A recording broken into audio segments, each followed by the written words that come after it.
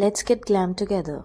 First, I'm using my favorite Maybelline Fit Me Dewy Plus Smooth Primer. I'm going to apply little amount all over my face because I'm going to use another primer on top of it, and I'm just going to blend this really well. You can also use it as a moisturizer. And now I'm going to spray Dalba First Spray Serum to give that glow. I'll wait for 10 minutes and then we'll move on to the concealer.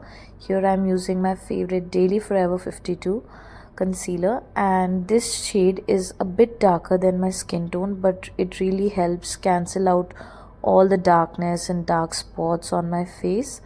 And I'm just using my favorite PAC concealer brush to blend this concealer. As you can see, this concealer blends very easily, medium buildable coverage, so I love using this concealer. I think I bought it for the second time. Have really dark under eyes, then you should use an orange color corrector before, but for me I have medium dark circles, so I correct it using that concealer.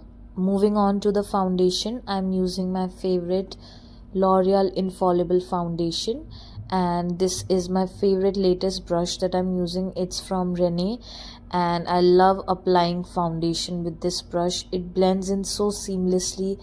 It doesn't give you any brush strokes. The key to having a seamless blend with the brush is to always pat your foundation.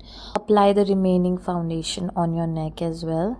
To brighten my under eyes, I'm using a concealer from e.l.f. It's their Halo Glow Concealer, and I'm using the sponge also from e.l.f. Cosmetics. Whenever you are using a beauty sponge, you don't have to apply too much pressure, otherwise all your product gets soaked up into the sponge itself. You just need to tap really lightly and the concealer or foundation will blend on its own. Now moving on to the eyebrows, I'm using the Charmissy brow pencil.